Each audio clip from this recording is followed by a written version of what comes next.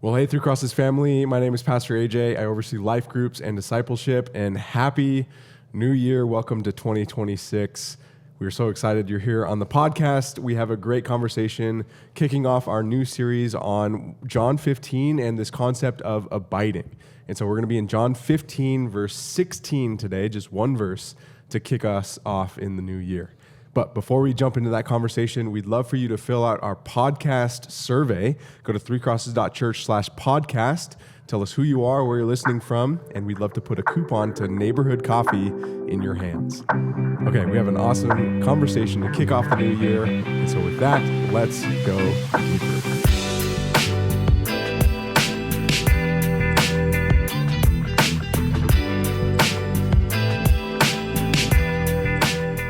Joining us to kick off the new year. Happy New Year, Pastor Danny. Happy New Year. It's going to be a good it's one. 2026. That's insane. 26. Man, hope you had a great holiday season, Christmas, New Year's. It's been so fun. I know in the Christmas season, you had talked about how Christmas celebrated for 12 days, and I took that to heart. And I said, okay, I'm going to take some time here to just really celebrate. How was your holiday season? Yeah, great. I have the same mentality, but it's when you have the Partridge in a Pear Tree song, at least there's like something to do every day.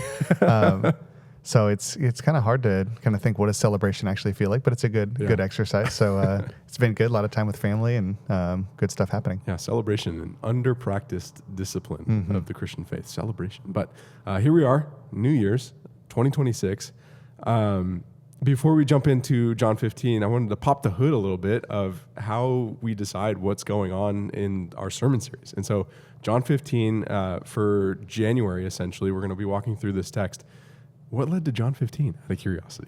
Yeah, I think that it's kind of this 1-2 punch, because one of the things we're excited about is next month we're starting a series in the book of James. Thought it'd be really fun to do kind of a wisdom literature of the New Testament series. And as we built it out, it's going to be a great series. But then part of the kind of the question mark is, what if we just talk about wisdom, right? Mm-hmm. Like how to get, how to overcome temptation, how to hold your tongue, all these different types of things. That can get pretty stale or legalistic even if we're not reminded that all of this flows out of a dynamic relationship with the Lord. And so we thought, well, hey, before we launch into a series that's super practical, let's start with one that's a different type of practical, that's really talking about our connection with God and the fact that any fruit that comes out of our life, which we'll talk about today, but any fruit that comes out of our life comes as a result of abiding in Jesus Christ. So our hope is that we can set everyone up for the new year. This is a great way to if you just remain in Jesus all year, you'll have a great year. But at the same time, also set us up, and we move into this next series, we'll be calling back on this abiding concept a lot as we walk through James. Yeah, it's a famous text. So John 15, if you're going to follow along in any conversations, John 15 is a great text to be in, especially in the new year. We're jumping 15 chapters into the book of John. And so we got a lot of context to fill people in on. So tell us about the book of John a little bit. Talk about the book of John, who's the author, and then, where is this coming from? John 15, it comes in the middle of an important section, so fill us in on the context. Yeah, so John is the Apostle John, so you might know him from such books as 1 John, which we just did for the Advent series. Similar voice. Similar voice, and then also, which is going to be really fun, 1 John really mirrors John 15 a ton. A lot of these concepts are going to come up that came up, and we've already pointed forward towards John 15 a bunch in that December series. And so John is the beloved disciple. He is writing this book to really demonstrate that Jesus is the Son of God. And so we walk through the book and you see all these, John's the book that has the 7 signs, right? He starts with the miracle of the wedding at Cana as the first sign in John chapter 2. He has the I am sayings, just the identity of Jesus, right? Before Abraham was born, I am the bread of life. All of these, I am the way, the truth, and the life. These are all from John. So he's been building this case that Jesus is the Messiah, that he is the Son of God, that he is the one who is the promised one who can do all these things that they've been waiting for. And now we're getting near the end of Jesus' life where he's preparing for the Great Commission. There's a bunch of Great Commission language even in John 15 about bearing fruit that will last, or I've appointed you to go. And this is kind of right before John moves into the high priestly prayer where he's praying for his people. So he's really just kind of setting this, I'm about to leave, and I am going to equip you on how to survive and thrive without me on the other side of my leaving. And so this is where he starts, is this idea of abiding. I mean, it's not where he starts. They've been together since he washed their feet, I think 2 chapters earlier. But Right. And so this is where we'll start the new year, just diving into one verse. And so I love it. It was kind of like a teaser trailer to the John 15 series.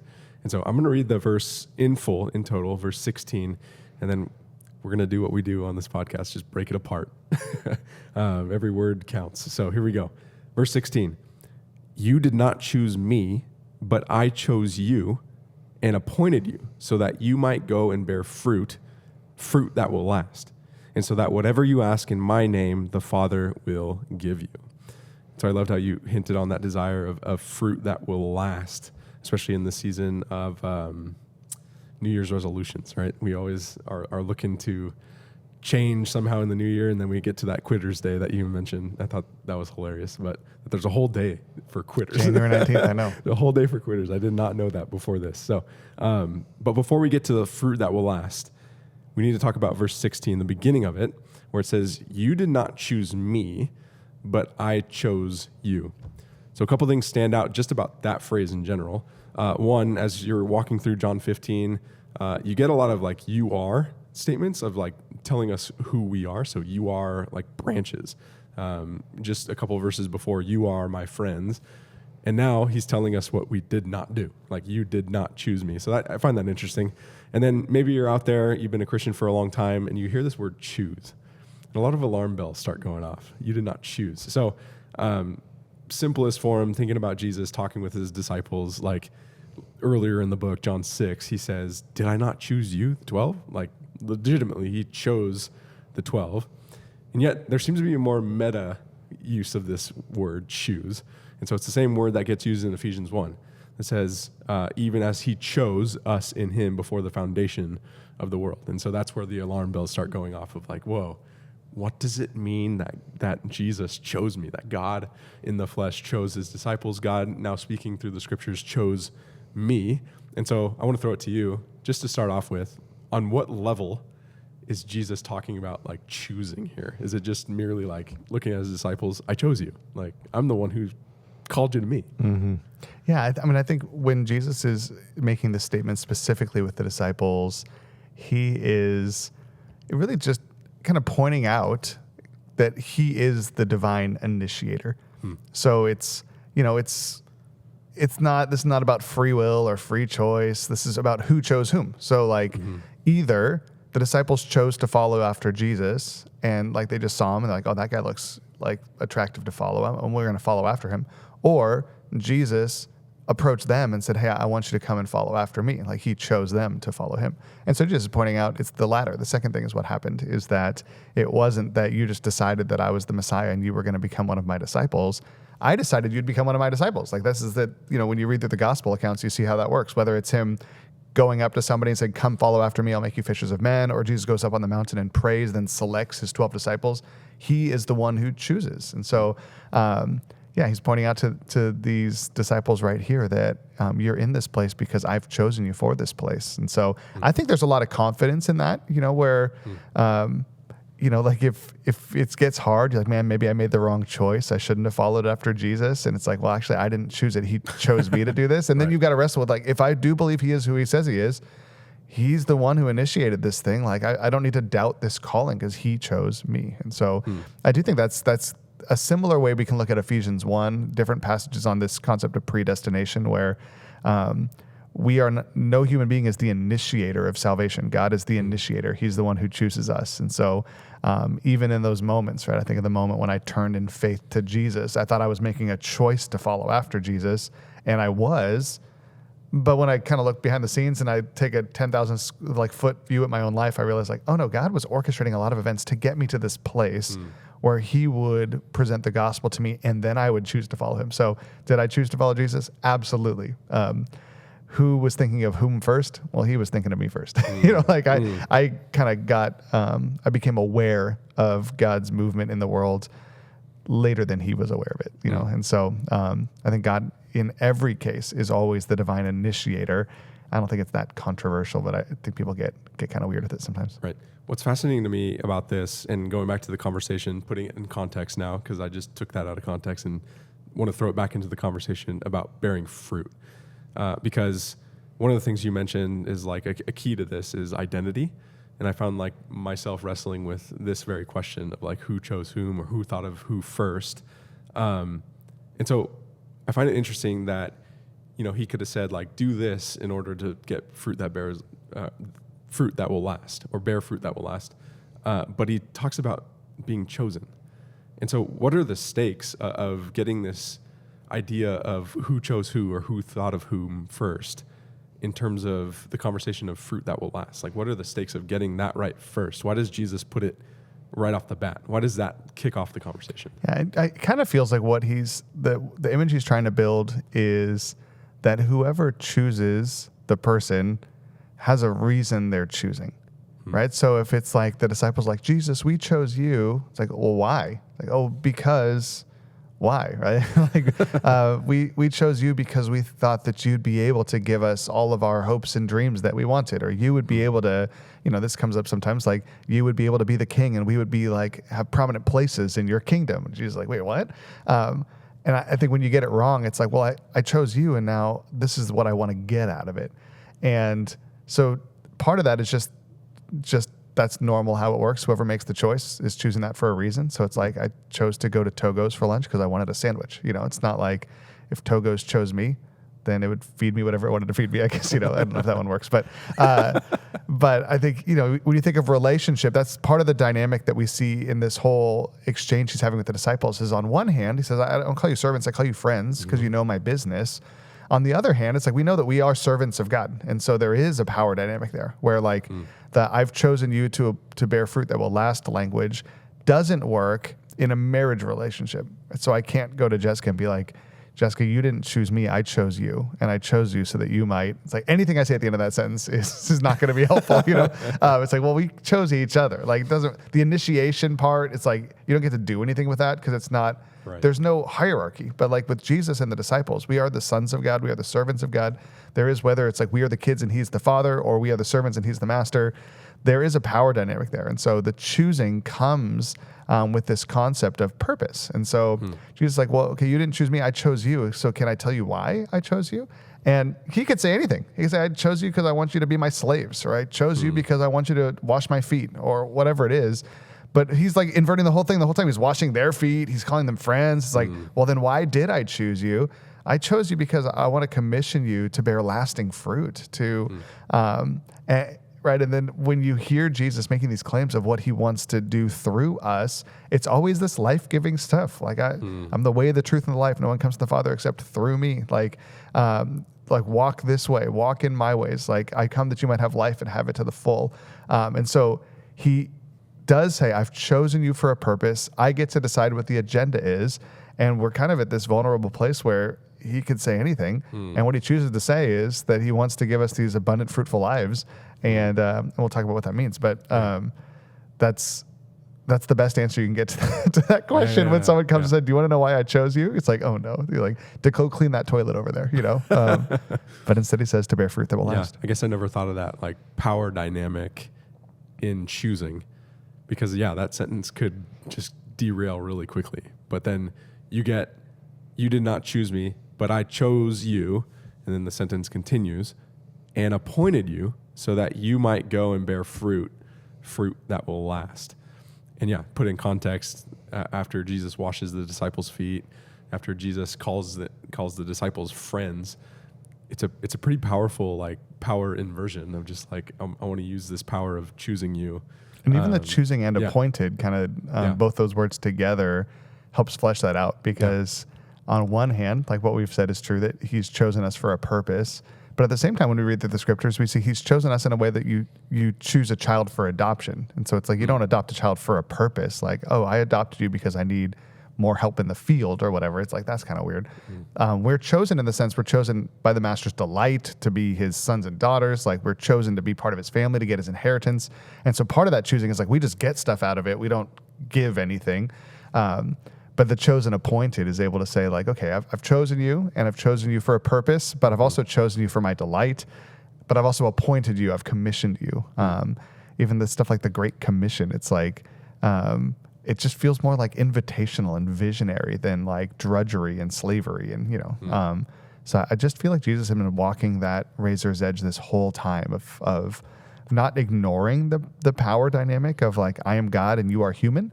But at the same time, just constantly doing what, Paul talks about in Philippians 2. He humbles himself, takes the form of a servant, and just serves these people that are infinitely below him in terms of the like social hierarchy. He is the God of the heaven and the earth, and they're just fishermen from Galilee. Yeah, I want to double down on that appointed question because, again, if you read it in context, it's choose you and appointed you. So choose and appointed. And a lot of commentators called out that this appointed word, the root tithemi, literally to place or set, and it gets used in the Old Testament when it gets translated into the Greek in the Septuagint. In Numbers 8, talking about the Levites before the Lord, like when you bring the Levites before the Lord. It gets used in Numbers 27 when the Lord says to Moses, take or appoint, set aside Joshua, the son of Nun. So like there's this almost transference of ministry. 1 Timothy, it shows up. I thank him who has given me strength, Christ Jesus our Lord, because he judged me faithful, appointing me to his service. Again, like this commissioning. And then finally, just a couple verses before, 3 verses before, greater love has no one than this, that someone lay down, same Greek root, lay down his life for his friend, like place set aside. Just an interesting call to ministry. And so I want to take those two like in a packet, and it's a question that I feel like I've learned how to ask. Is there any danger of separating the two? I feel like we get so caught up in the choosing conversation, right? Because of a lot of the alarm bells that we mentioned in the first question. Like, man, there's so much conversation around predestination that maybe sometimes we detach it from being assigned or given a purpose, or maybe somebody out there might have it the other way around, where they're like thinking about what they're assigned or meant to do, and they've completely forgot that they've been chosen. So maybe what are the dangers of detaching those two? Mm-hmm. Yeah, I think the biggest danger is not understanding these terms the way that they're used in the scriptures. So, we've thrown around this word predestination. There's this concept from the scriptures. It's a scriptural word that God has chosen us, right? In Romans, he talks about those he foreknew, he predestined. Before the foundation of the world, God predestined, like decided our destination ahead of time, heaven or hell. And those people that he predestined, he chose for that very purpose. He called them, and he's going to glorify them. And so you kind of see this picture that God has the absolute agency. He, before the world was even created, he knew that we were going to be sitting here having this conversation. He knew that you and I would both be kingdom citizens for all eternity. He knew that our future was in his hands. He knew all of that. And the reason that we learn these things in the New Testament is to keep us humble so that it's not like, oh, I chose this, or I'm going to do this, or even like, oh, I might fall from grace and maybe God will reject me someday. It's like, he's like, no. Like I already chose ahead of time. Like you are safe in my hand. Right. And so it keeps us humble. It keeps us secure. Where I feel like we get into trouble is a lot of people I hear about talking about these passages, they use them in a prideful way or a weaponized way, where it's, or like in a way to negate the commands of Scripture of like, oh, I'm not going to share the gospel because God already predestined who's going to go to heaven and who's going to go to hell. It's like, okay, well, this teaching from Romans can't make it so that you're disobedient to the rest of the Bible that tells you to go out and share the gospel with everybody, So let's use these things the way that they've been created to keep us humble and to help us know that behind the scenes, if I ever think, oh, I'm out of here because I chose God, I can unchoose him. Hey, no, actually, he chose you. And so there's no wiggle room there. If ever you feel like, oh, God must have rejected me, he's changed his mind, God doesn't change his mind, right? So that's what these doctrines are designed to do, is to remind us of who is the initiator in us coming to faith, who is in control of our salvation. And honestly, we are way safer with salvation in God's hand than salvation in our hands, right? Because we are people who are prone to wander. God is going to be faithful to his promises. And so that's what those passages are for. So I do think we get into trouble when we start using them in ways that the passages don't intend to. Oh, I don't pray because God already knows who's going to heaven. I don't evangelize because I already know who's God's going to heaven. Or now all we want to do is talk about who's predestined, who isn't. It's like, that I can't imagine how this would come out of any of these passages of Scripture. And so when we come back to this passage about I've chosen and appointed you, I think you can get into trouble if you separate them in the sense of, well, God chose me. It feels kind of like stale, like for what becomes the question. Like appointed is like I've set you apart for a purpose, like you talked about. And so it's like I'm chosen and set apart. There's something special about that, like that set apart language that you used is similar to the word for holiness in the Bible, where God has set something apart for his purposes. And so this is, Peter talks about this in his epistle, that we are God's treasured possession. We're chosen to be his treasured possession. And so I do think putting those two words together brings more dignity to this fact that like God has chosen me and set me apart for something. Now, what is it? And we're about to find out, So we're about to find out, because we've been chosen and appointed so that we might go and bear fruit that will last. So this was the primary kicker of the message here. And I love that you used the Costco analogy. The fruit that does not last? The fruit that does not last. I was like, man, that is I was looking at that in my house this week. I've got like 3 layers. My house is not disgusting. It's very clean. But like, this is just an example of how bad fruit goes out. Like we have a lot of people in our house. I probably am the only one who eats bananas, like on my oatmeal in the morning. Sure. So it's like you buy 8 bananas or whatever, and it's like it never lasts the entire time. And so it's like we just had gone to the store and got a fresh like yellow bananas, and under like in the bowl where we were about to place the bananas was like the kind of browning bananas, and then like one super brown banana. It's like you see like the circle of life right here. This is like 10 days time in real time right here. So we make a lot of banana bread in our house too. Whenever Laura sends me shopping, I always look for the green bananas. I love the green bananas. We can account for the yellowing and the browning. You got to get ahead of it. I know. So anyway, I thought that was such a powerful image. And yet I know that they didn't have Costco in the first century when this was written. And so their fruit lasted even less. They didn't have the freezer section or the fridge section where you walk in and it goes freezing. But they're coming from a different culture. They're coming from agrarian culture, what they call viticulture, wine dressing and grapes and all that. And I know you brought that out in your message. So I know we're going to hit on this metaphor in John 15 at a larger level, but just to preview what we're going to see, talk to us about this fruit metaphor going on here that we should know about in John 15 here. Yeah, part of it is it's just the natural fruit of the viticulture analogy. So Jesus is the vine, we're the branches, we abide in him. What happens? Fruit comes out. So like that could be the end. I was just really intrigued where he said fruit that will last, because we don't know exactly what he's doing here, but he's either talking about wine, raisins, or he's saying fruit, but not really like grapevine fruit, like different kind of fruit for this, that's not going to wither like, this fruit's about to do. But all of those ways, he's trying to say that like, on one hand, it's that beauty organically that like good things will start coming out of your life that will impact the world, impact yourself, bring my kingdom forth, all those things. But they're not temporary things. These are lasting things that will happen. So talk to us about what fruit symbolizes. And so what exactly is the fruit? Because I remember growing up reading passages like this and thinking to myself, like, if I didn't have a scorecard of converts, then like I wasn't really bearing fruit. So what is fruit? Is it the Christian life that we talked about on Sunday? Is it like new believers? Is it like me having like this scorecard of something, or is there a mixture of both?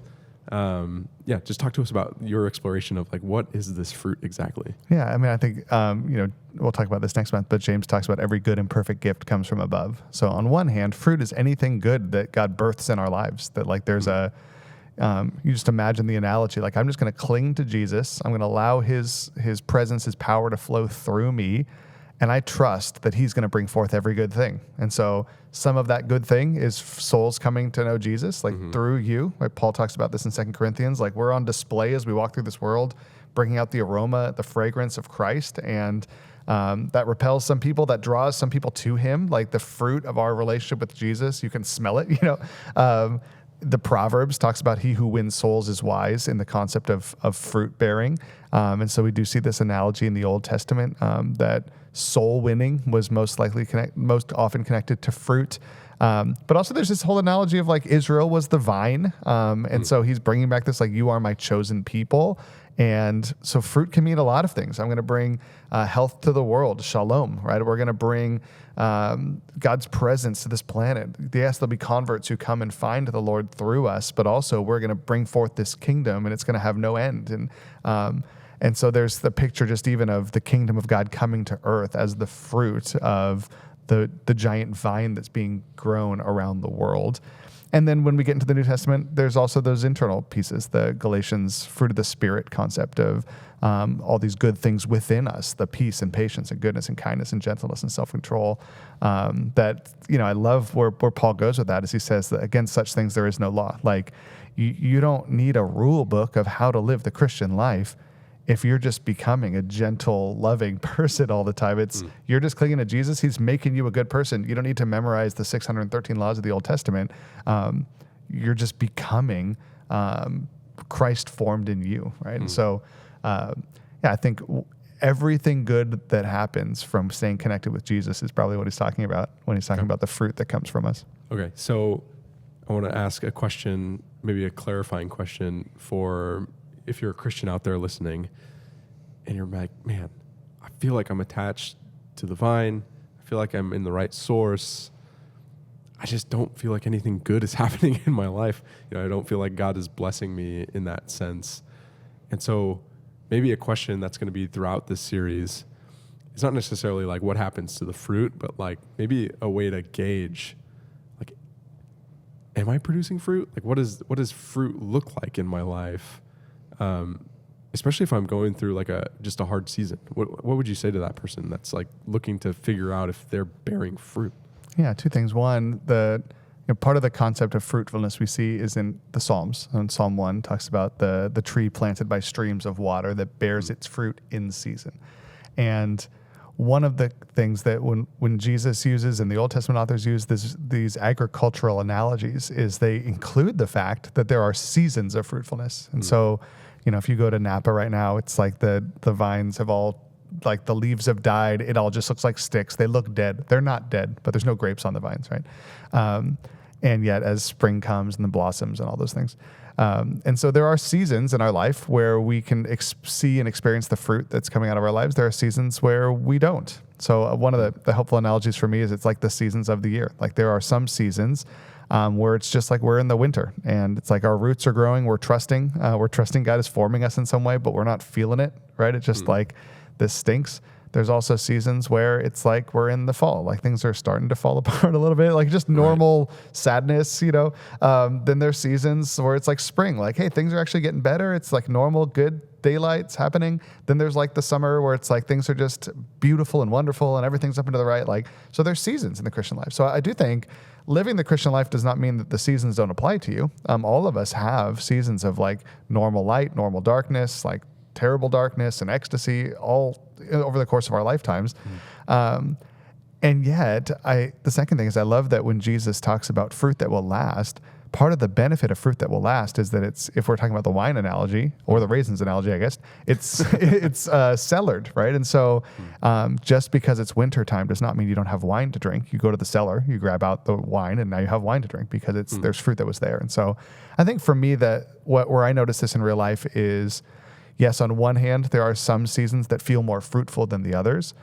But on the other hand, even in the seasons that things are really hard or things aren't going well or I feel like I'm just failing, sometimes in those seasons, God gives me the ability to look back over my life and be like, man, I'm actually doing a lot better than I used to, even though it feels like I'm in a bad season right now, right? Yeah. So it's like, not to score ourselves, but it's like if winter is like a 4 and summer is like a 10 or whatever, it's like I'm in a 4. It's like, right. Hey, you know what? 10 years ago, like I was in a 4 all the time. So, and it's not about the quality of my life. It's like, what I notice is things like, man, I'm walking through the season of hardship, but I'm walking through it differently because God forged me through the last one.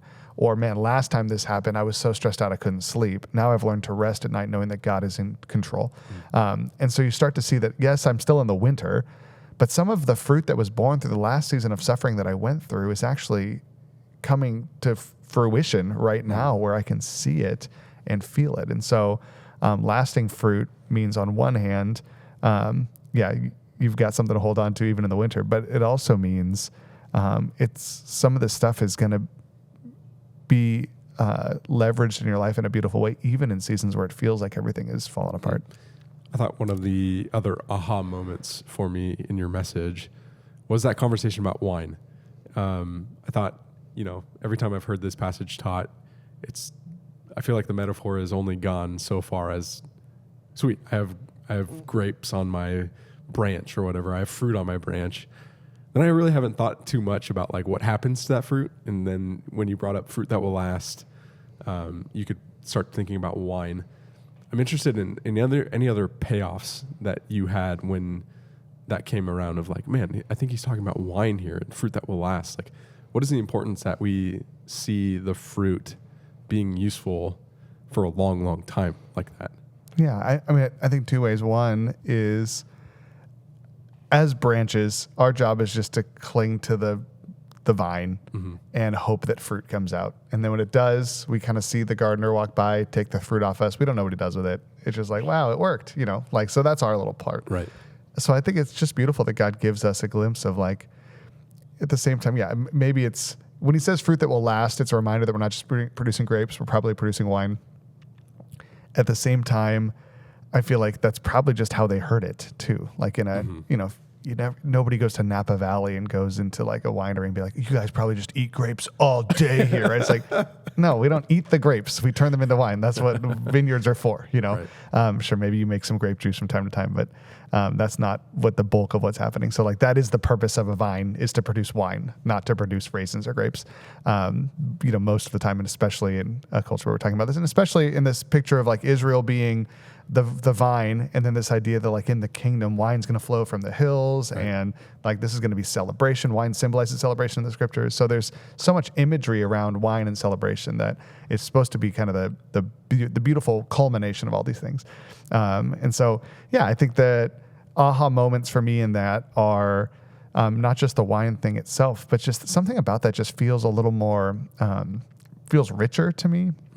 Than like bearing fruit. If you look at fruit as a temporary thing that rots, it's kind of like, oh yeah, so if I have a good quiet time, I'm happier today. Or like if I pray more, like I notice that I'm just a little kinder, and then I stop praying and I'm not kind anymore. It's almost like it's a little too correlated, where I cling to Jesus and he gives me a good day.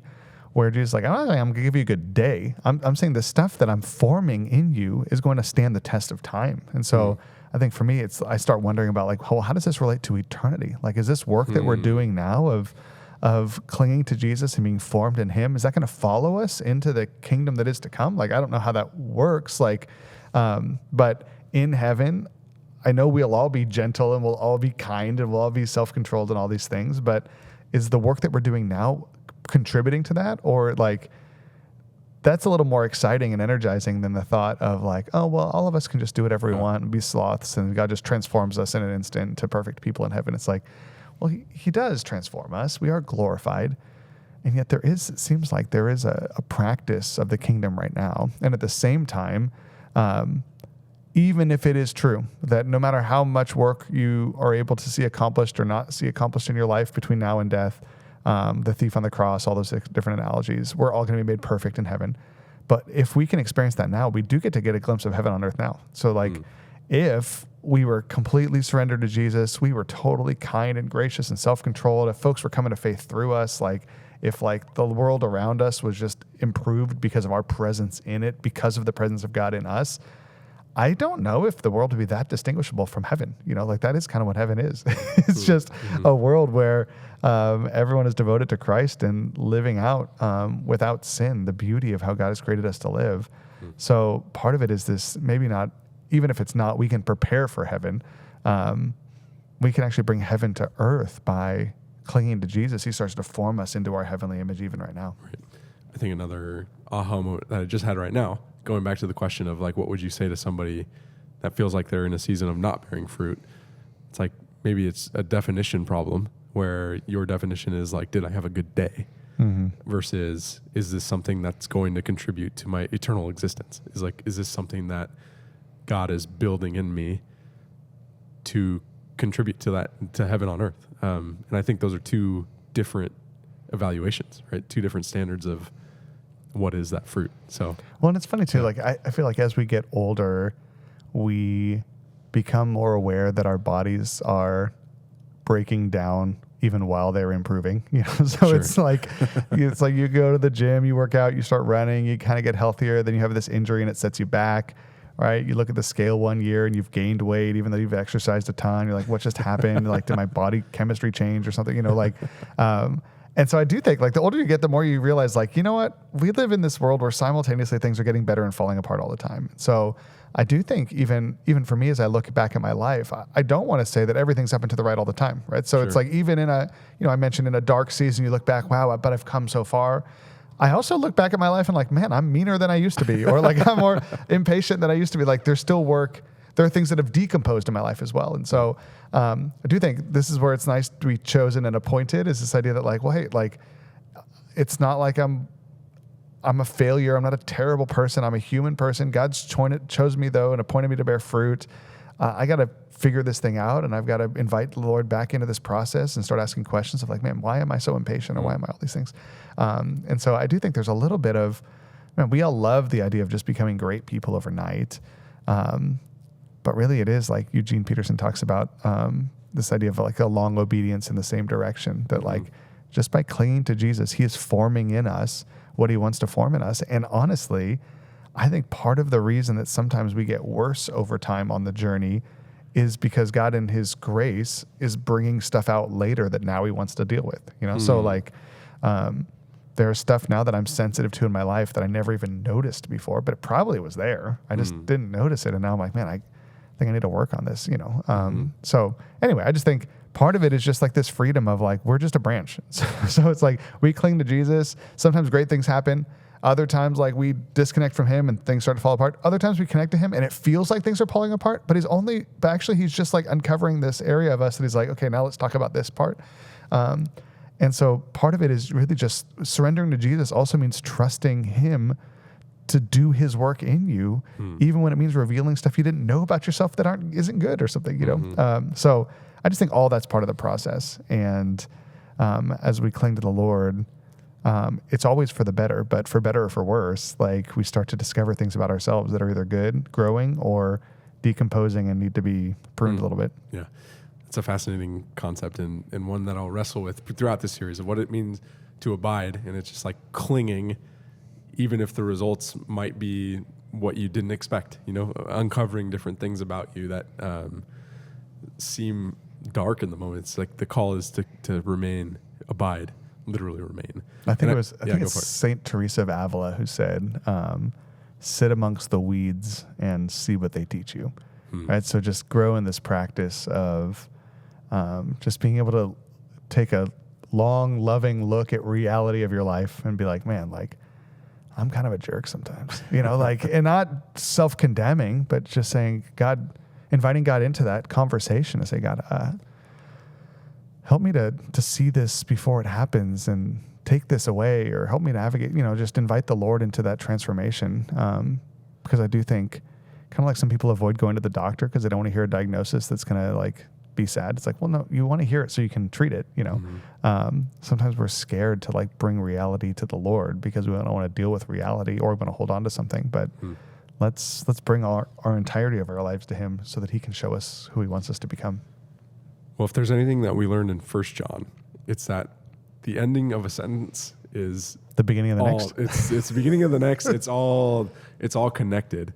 And so some of you guys might be reading the end of verse 16 and you're like, wait, what? Why did he land there? And so let me reread it, and then I'll emphasize the last line and then ask you a question about it. You did not choose me, but I chose you and appointed you so that you might go and bear fruit that will last. And so that whatever you ask in my name, the Father will give you. So all of a sudden he turns the corner into prayer. So I just find it so interesting. This is the fourth time that whatever you ask in my name, the Father will give you. That motif comes up in John. All of them in the upper room discourse. Actually, it's the third time, 3 out of 4. But it reminds me of the last sermon that we heard in 1 John 5. it's the same thing. So 1 John 5, if you forgot it, I write these things to you who believe in the name of the Son of God, so that you may know that you have eternal life. This is the confidence we have in approaching God, that if we ask anything according to his will, he hears us. And if we know that he hears us, whatever we ask, we know that we have what we asked of him. So it seems like John is really interested in this idea that, man, I want you to get to a place in prayer where you are confident that whatever you ask in my name, the Father will give you. Whatever you ask in Jesus' name, the Father will give you. How does this conversation connect to prayer? How does this, everything that we've been talking about of, God choosing us, appointing us so that we might go bear fruit, how does that land on prayer? I'm just curious. Yeah, I mean, it's interesting. You mentioned this concept comes up a lot in the Gospels. And every other time it comes up, whenever we talk about it, whether it's on a podcast or in a small group, wherever it is, the question comes up like, is this actually true? Like, if I ask God for like a pony, would he give it to me? Right? And you always have to kind of wrestle through like, what does he mean by that? That if you ask God anything in my name, I will give it. And so there's always good answers and there's always good conversation around that. This passage makes it much easier, where Jesus is saying, he brings in that what is that, a hina clause in Greek? Clause, yeah. That so that I will give you. So it's like, okay, this is not, I'll paraphrase, but if you're ever wondering, how does that work? That when you ask God for anything, he'll give it to you.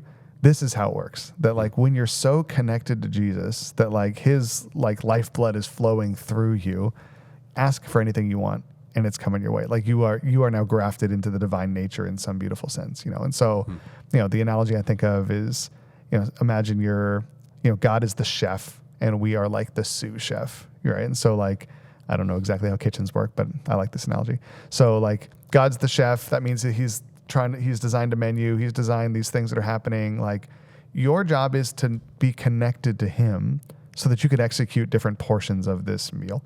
And so, if the chef goes, hey, anything you need, just let me know and I'll give it to you. It's like, awesome. Sounds good. If you're not connected to the chef though, right? If like the chef's making a turkey and you're like, hey, I need, I don't know. Like I need like a pineapple or whatever. You'd be like, wait, what? What do you need pineapple for? You're like, oh, I need some chocolate sauce. It's like, what? Why do you need chocolate sauce? Like, it's a very weird thing to ask for. We're making a turkey here. But it's like, you're like, oh, I didn't realize, I thought we were making some like pineapple chocolate dessert or something. It's like, no, like we're making a turkey. But if like you're connected to the chef and you're making a turkey and you're like, hey, I need some salt, I need some brining stuff, I need some orange slices, I need some paprika, I need whatever for this turkey. God's like, you got it, like take whatever you need, So it's like, I work hard to build an analogy that's not super transactional, because it's not like we're building a machine or we're building a food or whatever, but that's kind of this image that like, on one hand, you and God are in the kitchen together now, and God says, hey, whatever you need, ask me for it. You start asking for all this rogue stuff that has nothing to do with what you're trying to create.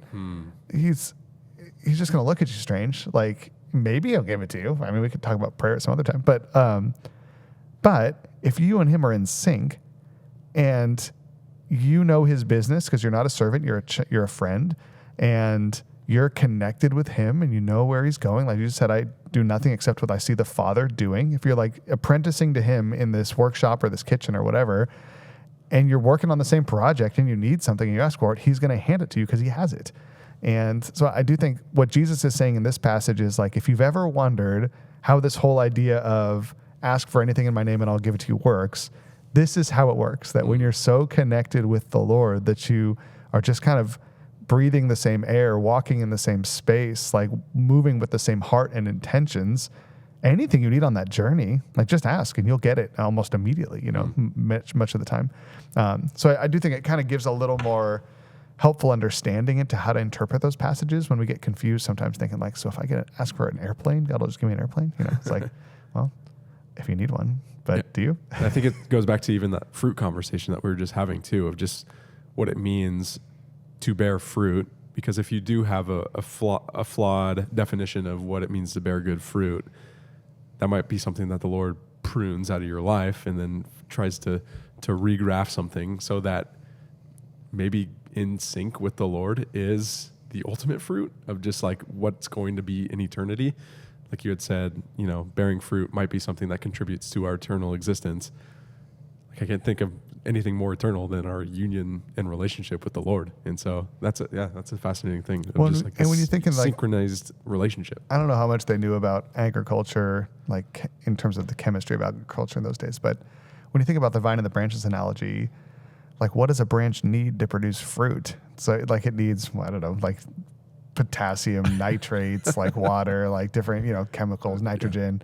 So in a world where like the branch is sentient, the branch goes to the vine and says, hey, I need more nitrogen to bring forth these leaves, or I need more, whatever it is, like sugars to bring forth these fruits or whatever. Like some agriculturalist is going to send me an email because that's all wrong. But it's like you're asking for things that you need to produce what you're trying to produce. Yeah. And so, it's kind of, or the human body, right? It's like you've got, you need platelets because you've got this cut or whatever, it's like, so you're calling on the central nervous system or whatever to bring forth these things you need. And so there is this invitation like, hey, you're in me, ask for whatever you need. I'm here to, like the vine is the source. Mm-hmm. So if you need nutrients so that you can produce grapes, I'll give you nutrients, just ask for them. But it just assumes we're all part of the same organism that like, this is what cancer is, right? Where the parts of your body start calling on different things that you don't need or whatever, right. Your body's not working in the way that it should. Mm-hmm. So it's, we don't want to take this analogy too far, but like, yeah, you can ask God for all sorts of things that you don't actually need to do his purposes or grow in holiness or whatever. And he might even give them to you, but it might just grow into some weird infection in your life or some big mass in your life or something, because you don't need that thing. So the best case scenario is being so connected to Jesus that what he's trying to do in you and through you and around you, and you're asking him for resources to do that, where you're not going to be asking for like a private jet. You're going to be asking for patience. It's like that's like he delights to give, because that is something you do need for the fruit he wants to bear in your life. Yeah. And we wrestled with this concept a lot of like, what does it mean to live in that synced relationship? What does it mean? Literally a question we're going to be asking this whole series. What does it mean to abide? And you gave us 4 different things, 4 different keys to abiding, to seeing this lasting change, to beginning to see this fruit. And a lot of it was, I'll just list them off here: identity, environment, connection, and small consistencies. So just to close this out here, talking about practical stuff, let's talk about identity first, because I think there was a lot of conversation, even in our back and forth, about challenges to identity. So what... You're thinking about 3 Crosses, thinking about our people, thinking about the people you've talked to in ministry. What do you think something in our identity that needs to be overcome? What like hurdles are there when it comes to this conversation about identity that'll help us abide in the new year?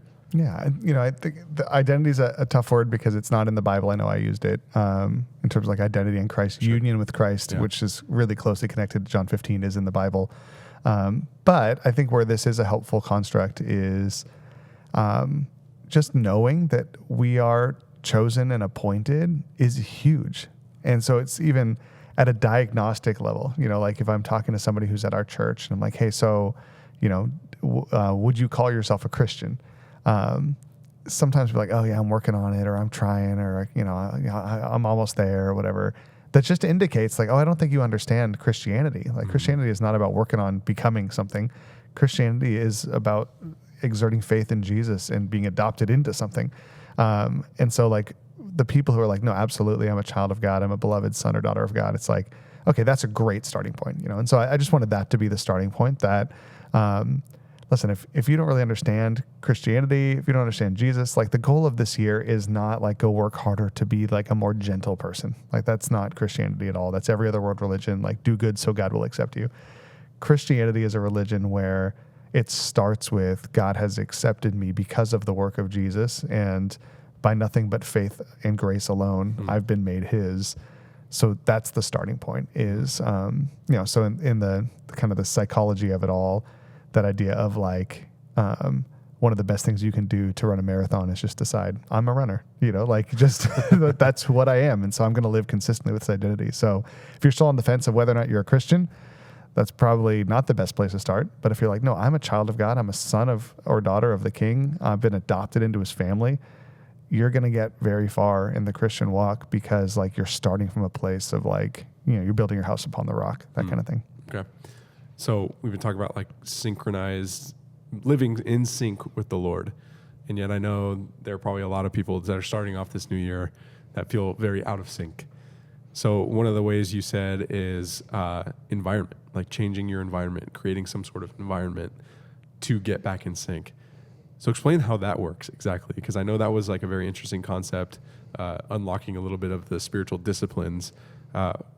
Why is the environment particularly important? Yeah, so environment, if you're talking about just change navigation in general, it's like, you can't stop smoking. You don't know what's going on, but all your friends are smokers. It's like, maybe you need to get some new friends, right? So it's like you change your environment, all of a sudden it becomes a lot easier to not smoke because no one smokes around you, that kind of thing. So the interesting thing about the Christian, in the Christian context, like on one hand, that's still true. So it's like, hey, you want to be formed into the image of God this year? Get connected with the church people, go join a life group, go to church on Sundays, which was your third point. Yes, exactly. So that's part of it, like the environment of the community. But one of the beautiful things we talk about spiritual disciplines is that the environment that we step in is really what Jesus is saying is like me, like he's the environment. And so, I've heard one of my favorite analogies on what a spiritual discipline is this idea of streams of living water, that like there are just places that God tends to pour out his grace. And so we just put ourselves with like our bowl of water catching underneath that stream of living water, right? And so that's like in the scriptures, we are going to meet God in his grace. In prayer, we're going to meet God. In solitude, silence, fasting, celebration, all these different disciplines. And so part of that is like, okay, well, hey, if you want to grow in your faith, Jesus says what you don't want to be is apart from me, so like off in the cold by yourself. What you do want to be is like connected to me where my grace can flow through you. So put yourself in places where you're likely to encounter the grace of God. So that's, you can do that any moment of every day, but at the same time, through some of these disciplines and routines we talk about in spiritual practices, you can place yourself in a place where you're likely to meet with God and be nourished by him. So let's go back to the connections then, because one of the favorite things that I love pointing out about these kind of texts is that every you in this was second person plural. So they're all y'alls. All y'all, like meaning the community. Jesus is talking to his disciples. Like there's a collection of people that he's instructing of choosing them and appointing them. Essentially he's saying choosing y'all, appointing y'all so that y'all might bear fruit that'll last. It's starting to sound like a Texas down south there. But talk to us about the significance of the community of the church pursuing these things. Yeah, I think on one hand, it's like I'm the vine, you're the branches. So it's not like you're the branch, right? And so like y'all are the branches. So it's like it's this robust vine where some branches have more fruit than others, but they're all like attached to the same source. So I do think part of it, the image is this is a community. Like a vine is a community in that sense, so a community of branches all attached to one vine.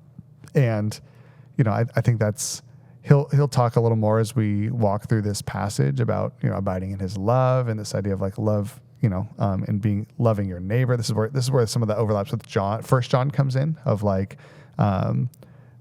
you abiding in Jesus and not loving your neighbor are incompatible. Like that's part of abiding in Jesus is loving your brother and sister in Christ.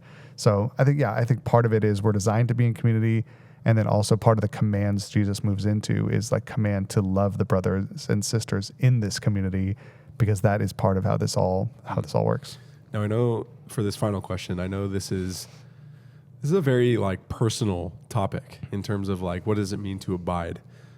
Trying to figure this out on our team. We've been talking back and forth, and yet for me it like comes down to I just know. There's seasons where I feel like I know I'm in sync with the Lord, like. And there's seasons where I can fake it pretty easily, and I can drift off. And I think you brought up the passage of like the Spirit started it, and then the flesh like carried it out. Mm-hmm. And I feel like that resonated with me so much. And so the last one you brought up was small consistencies. And the examples you brought of like when you do begin to feel like your flesh takes over, turning back. Like these small things that'll reconnect you. And so more of a personal question, like Pastor Danny, what are some of the small consistencies that work for you that the Lord has challenged you in your life to reconnect when you feel like you're beginning to drift away? Like how does that play out for you? Yeah, I think that like what you talked about, that trajectory is for me, like shows up in everything that I do. So it's like, I'll think of something like vision for the church. It's like there'll be a season where I'm like, I have no vision for the church. So then I like go into this intense like prayer, fasting, journaling, do all these different things to connect with the Lord, get to a spot where like, oh my goodness, I think that this is, now I know.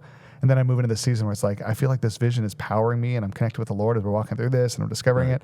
And then it always happens this way. It eventually like kind of like the power of all that kind of fizzles out and you're just kind of walking and you start thinking, wait, am I still doing what God wants me to do? Or am I connected to like the idea that God gave me? Like something is starting to slip. And that's where I love that phrase, small consistencies. Cause it's like, well, let's not beat ourselves up. That's just natural. That happens in every aspect of my life all the time, whether it's the Bible reading story I told or vision or anything else. And so in those moments, like, okay, well, I just need to reset. So like whether it's go on a walk and pray or just be mindful for the next week. Like I just want to listen to the Lord and carve out some times to pray and just see if he wants to change anything, like see if he wants to rekindle this. Like sometimes it's just a prayer confession. Like, man, God, I've gotten off track. Like help me get back on track. Sometimes it's kind of feels like more of that New Year's resolution of like, you know what, I need to jump back into this practice. I need to start fasting again. Or I need to whatever. But it's always just something small. Like what's the behavior I need to change? Not the behavior like I need to be a better person, but the behavior that like puts me into those experiences where I can meet with God. And so, at the same time, like the flip side of that is small consistencies is like, don't undervalue the power of just small acts of obedience. Just like daily reading the scriptures, having a daily time where you have time in prayer, having a weekly fasting rhythm, having a monthly solitude rhythm, whatever your rhythms are. Those are powerful, small consistencies that like kind of build this flywheel of not necessarily growth, but just connection. So that like, if you're not reading the Bible, if you're not praying, if you're not in silence and solitude, if you're not reflecting, if you're not fasting, I wouldn't be surprised if you disconnect with Jesus pretty quickly. But like, if you're doing all of those things, you might be like, man, I feel like I've been really connected with Jesus for the last 6 months. It's like, well, yeah, you're doing all these small things that keep you connected with him. Like you're just every day putting yourself back in the vine because we're prone to, disconnect. Prone to wander. I ditto that. I mean, that pattern emerges so much in my life. I feel like even during the day, I'll have moments where I feel like the Lord is like kind of poking me on the shoulder. And it just harkens me to just stop and pause. I think that's been like a good discipline for me is just pausing and, praying in that moment. Again, going back to the importance of prayer here in this conversation. I think that has been like a lesson that I've been learning as my days get busier and busier. Stopping in that moment where it feels like the Lord's trying to grab my attention. Like, hey, remember, I chose you. Like, remember why you're doing this. And so, an encouragement to explore what that looks like for you. What is the Lord inviting you into the small consistently? I love that builds into this flywheel of obedience and the next act of obedience and the next act of obedience. And now you're walking in synchronicity with the Lord. And it's a beautiful thing when we abide. Yeah, and part of what's beautiful is even if you don't have a 6-month track record, it's like just doing it in that one moment is actually a beautiful thing. Like it's not like work real hard to get connected with me. It's like you're already clean because of the word I spoke to you. Remain in me. And so, yes, there's power in consistency and a long obedience in the same direction. At the same time, like there's real power too. And just, if you haven't been doing that, just say, you know what, I'm going to stop right now and I'm going to pray for 5 minutes. Like that's a powerful thing to do. You don't have to do it for 6 months to experience the fruitfulness that comes from connecting with the Lord. Well, I think it's a good word to end on. If you're listening out there and you feel like, man, I'm ready for this new year and this would be a great time to pause the video or pause the audio and just reconnect with the Lord and see what happens. You do it once and all of a sudden your day starts to change and the Lord begins to shape something in you and walk with him. So abide in him. Pastor Danny, thank you for kicking this off. This is great. Looking forward to next week.